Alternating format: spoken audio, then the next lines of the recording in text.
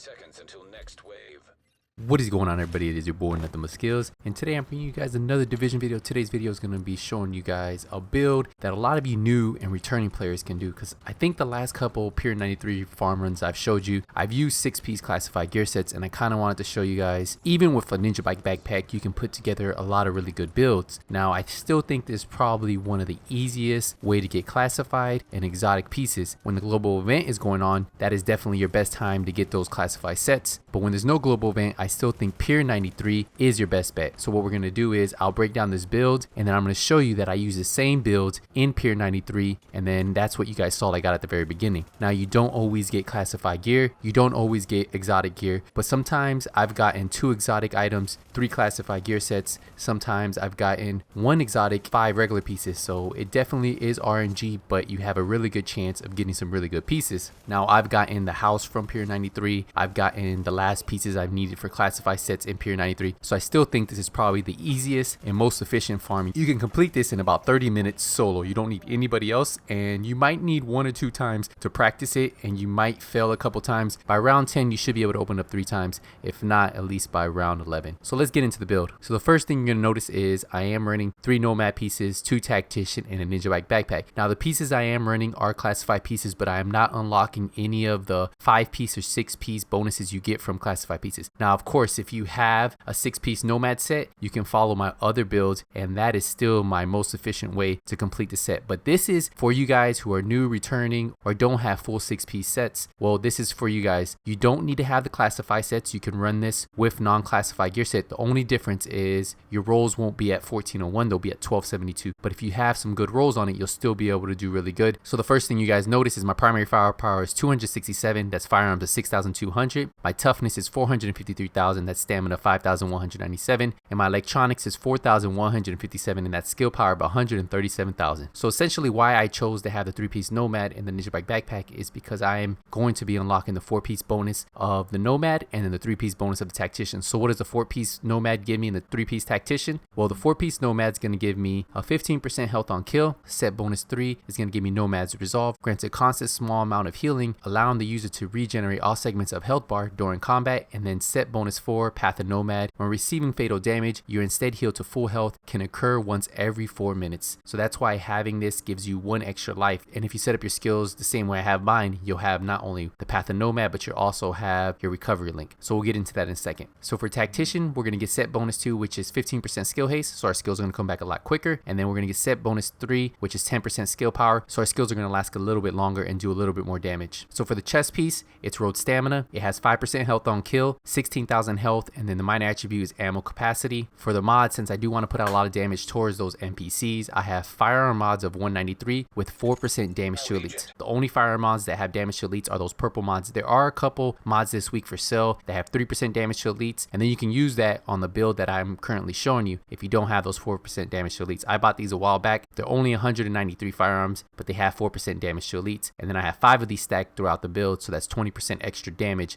against those gold and named enemies. For the mask, it's road firearms. The major attribute is health on kill, and the minor attribute is damage to elites. For the mods, I'm running firearm mods with 4% damage to elites. For the knee pads, the road electronics, the major attribute is health, the minor attribute is increased kill XP, damage to elites, and burn resistance. So you do want to stack damage to elites throughout this build along with those damage to elite mods. The mods I'm running are firearm mods with 4% damage to elites, and then performance mod with 5% support station healing speed. So they do have this one for sale this week, this performance mod, 5% support station healing speed. I'd recommend checking out my vendor reset video and picking this up. This works great for this build since you do have a little bit of skill power, and that way you are staying up during that contaminated event. Just dropping my box during the contamination event, I can stay alive just with the amount of healing that I'm getting from my box, so I don't have to worry about using my med kit or healing myself. My box will keep me up alone, and that's only with 137,000 skill power, and then of course having these 5% support station healing speed. I have 4 of these, so that's 20% extra support station healing speed. For the holster, it has skill haste because I do want to have my skills come back a little bit quicker, so I do have a little bit of skill haste on here. For the gloves, the road firearms, they have assault rifle damage, health on kill, and enemy armor damage. So if you haven't noticed, I am stacking a lot of health on kill on here since I do already get a little bit of health on kill from the set 2 bonus, and then of course I'm going to have enemy armor damage stacked throughout this this build, and then damage to elites. And then since my primary is my M4, I have assault rifle damage rolled on here. And then for the last piece that makes it possible to run 3 pieces nomad and 2 pieces tactician and still get the 3-piece bonus from the tactician and the 4-piece from the nomads is the Ninja Bike Messenger bag. And what the Ninja Bike Messenger bag does is slots in with any equipped gear set item to fulfill the requirement towards unlocking a gear set bonus. Can unlock bonuses from multiple sets simultaneously. That's why I can have tactician and nomad on there. The major attribute is health, and the minor attribute is disrupt resistance. So for the minor attribute, you could put ammo capacity on here, and I would recommend it if you get a Ninja Bike Messenger bag with that, because especially if you're going to be farming Pier 93, ammo becomes an issue, especially near round 10, 11, even with running an ammo box.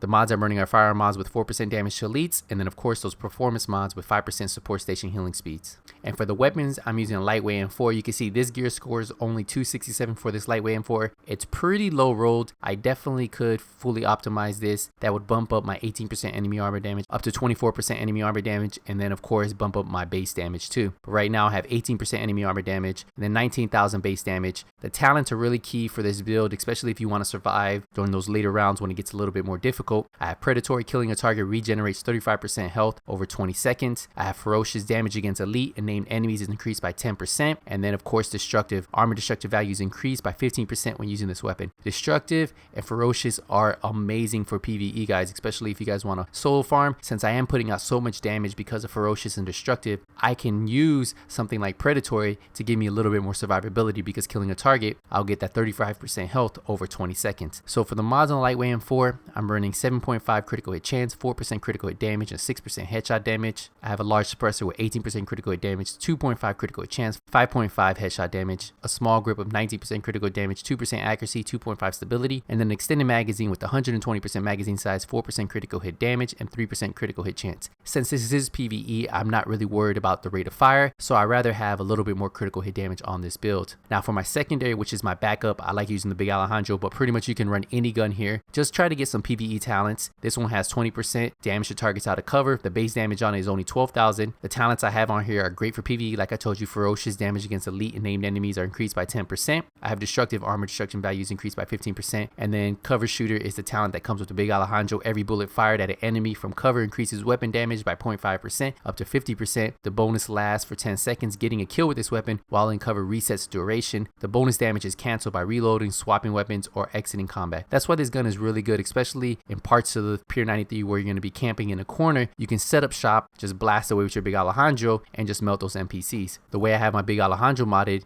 I'm running a C79 scope with critical hit damage, critical hit chance, and headshot damage, a rifle suppressor with 18% headshot damage, 4% critical hit damage, 3% critical hit chance, and then an extended magazine with magazine size, critical hit chance, and critical hit damage. So for the skills, you're going to see I'm running an ammo support station, and then I'm also running a flame turret. So the reason why I chose to run an ammo cache is ammo becomes an issue in there, and you don't want to have to waste shade tech on there. And also running a support station is going to give me that healing rate speed of 4,500, which can be amazing during those contamination events. At 4,500, that healing rate is enough to keep me up. So I really recommend you guys running a support station with the ammo cache, so that way you don't run out of ammo. Now if you're running with a 2-man team, then you might have just one guy running this and then the other guy could be running something else. Now I love pairing this up with a flame turret, because a flame turret is going to keep those shotgunners and those NPCs from rushing you. So you don't really have to worry about the shotgunners hitting you or those shield guys bashing you with their bats. I would definitely put a flame turret on there, and then we're going to pair that up with a talent that I'll tell you in a second. Now for your signature skill, I highly recommend you guys running a recovery link all the way till you get to the computer round. So the rounds that you have to go secure the computer, that's when you'll switch to survival link. For the talents, I love running critical save using make hit during low health to increase damage resistance by 20% for 10 seconds. I definitely recommend you running strike back, reach low health to reduce active skill cooldowns by 20%. This is going to help your skills come back a lot faster. Now I 100% recommend you running wildfire, especially when you're solo, because you can set up that flame turret in the right position that it can catch multiple NPCs on fire, because applying burn to any target triggers a 30% chance per each target within a 10-meter radius. And then the final talent that you have to run is tech support. Kill a hostile while any skill is deployed to extend any active skill duration by 10%. This pretty much can keep your ammo box and your flame turret up the whole time for a single round, which is great because that's all you really need it for, because as soon as the round is over, you blow up your box, and then you also blow up your flame turret, and then when the next round starts, you'll have both back. If we get into my character, you're going to see my critical hit chance is 13%.